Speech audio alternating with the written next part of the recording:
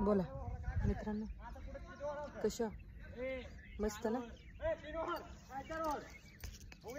अहो बोला की, आज का बघता? लोक म्हणतात ते बरोबरच आहे.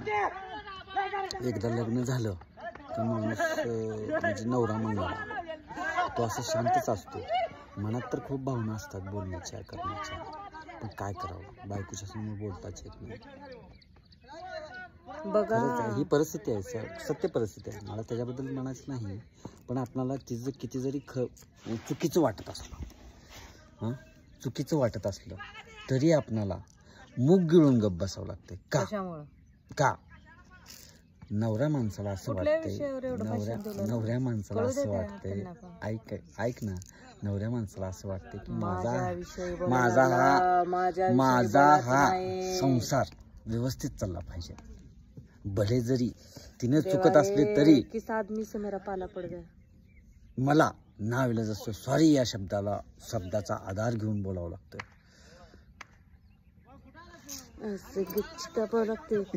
काय माणूस आहे खरं हो, ह्याच्यात जरा सुद्धा चुकीचं नाही.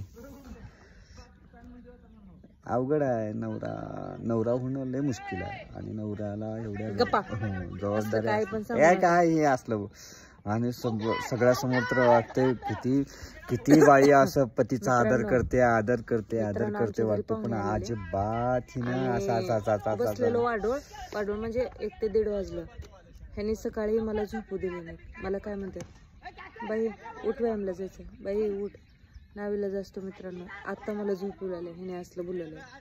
रात्री 1:30-2 वाजेपर्यंत पाहुणे आलेत म्हणून जागत बोलत बसण्यात काय मजा आहे? मला सांगा मित्रांनो, आपल्या टायमिंगला कशाला आई बहीण असते कशाला? आणि दिवसभर असतो आई बहीण शिवाय द्यायलाच काय आई बहिणीला?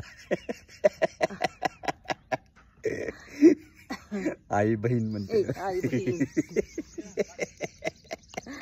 तुम्हाला वाटते का असं मी शिवाय देईन? आई बहीण असं माणूस चेष्टा करतो. बस आहे बाबा.